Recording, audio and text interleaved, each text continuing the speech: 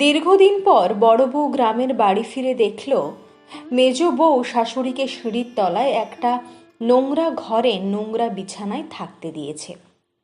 শাশুড়ি সেখানে বসেই মাথা নিচু করে খাচ্ছে, পাশে একটা কুকুর শুয়ে, দুটো ক্ষুধার্ত বিড়াল হাঁ করে তাকিয়ে। যে গ্লাসটিতে জল খেতে দেওয়া হয়েছে সেটি তবড়ানো, অন্তত পুরনো অ্যালুমিনিয়ামের। ভাতগুলো সম্ভবত বাসি, তরকারিও তাই। এবারই ছোট বউ আলাদা হয়ে পাশেই দোতলা করে উঠেছে অনেক দিন।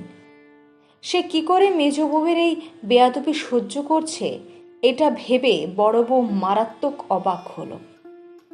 রায়বাড়ির বড় বউ দীপালি অত্যন্ত ঠান্ডা মাথার মানুষ, উচ্চশিক্ষিত, কোচবিহারে থাকে, একটা কলেজে পড়ায়।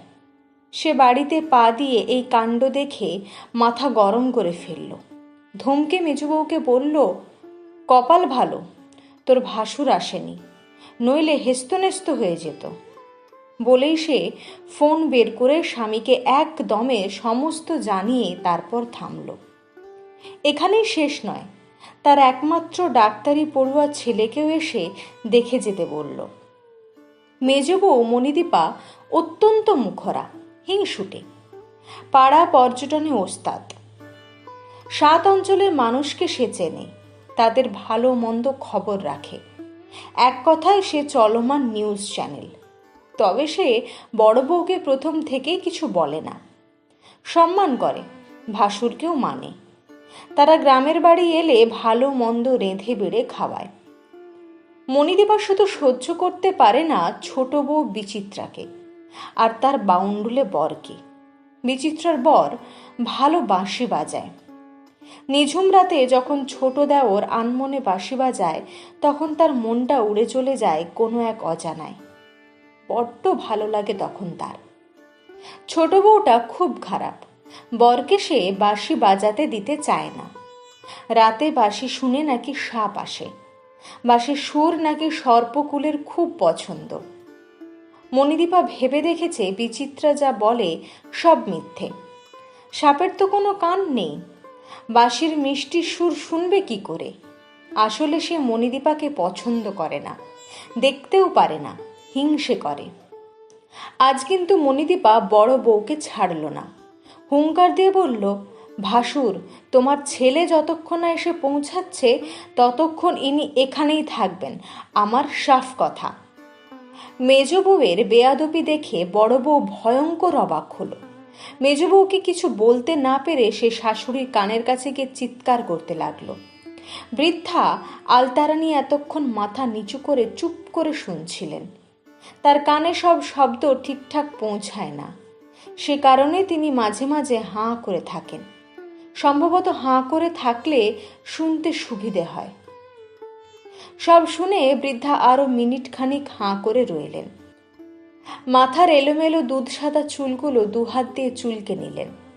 শেষে চিড়ে চ্যাপটা তোবড়ানো গালখানি ফুলিয়ে বললেন, আগামীকাল সকালে তোমার কথা শুনব, এখন বিরক্ত করো না, ওপরে যাও, খাচ্ছি।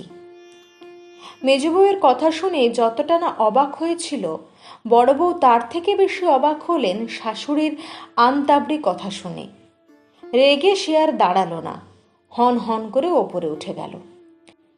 পরের দিন সকালে উঠে এসে বড় বউ দেখল শাশুড়ি একটা মাটির খুঁড়িতে হিসু করে পাশে রেখে দিয়েছে, একটা গামছা পরে অর্ধ উলঙ্গ হয়ে বসে।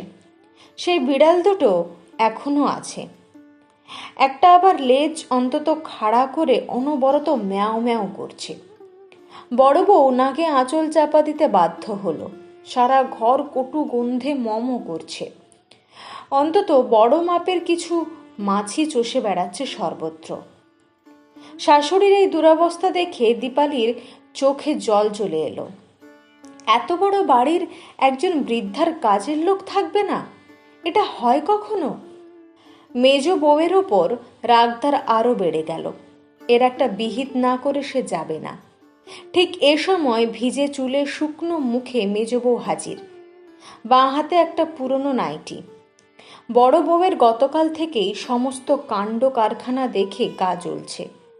মানুষ মানুষকে এত অপদস্থ করতে পারে মেজ বউকে না দেখলে বোঝা যেত না।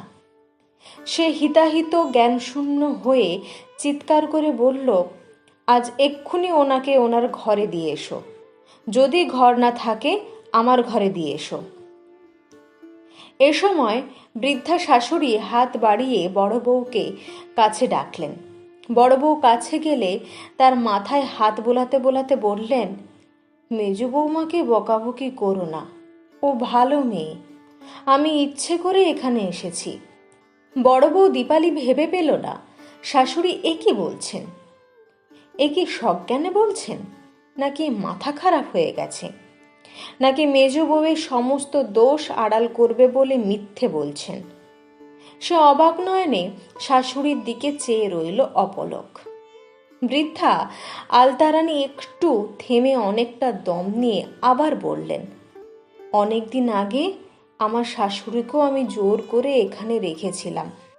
মৃত্যুর আগে তিনি আমায় কাছে ডেকে বলে গেছিলেন, বৌমা, আমার মৃত্যুর পর মাত্র 2 দিন তুমি এখানে থেকো, এই সিঁড়ির তলায়, মাত্র 2 দিন।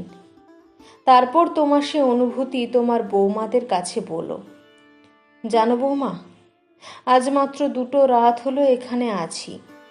এই 2 দিনে সামনে থেকে নরক দেখলাম, সচক্ষে নরক দেখলাম বলেই হাউ হাউ করে কেঁদে ফেললেন। এ সময় মেজ বউ ছুটে এসে শাশুড়িকে জড়িয়ে ধরে নিজের চোখ মুছে বলল, আপনার ছেলে আর আমি এ 2 রাত 2 চোখের পাতা এক করতে পারিনি, অনেক হয়েছে, এবারে ওপরে চলুন।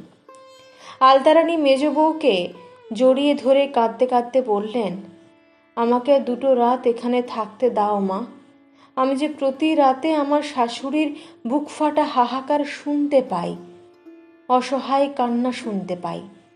কেউ যেন কোনোদিন কোনো বৃদ্ধ বা বৃদ্ধাকে সিঁড়ির তলায় না রাখে। এ যে বড় যন্ত্রণার জায়গা, বড় যন্ত্রণার জায়গা। কলমে বাবুরাম মণ্ডল।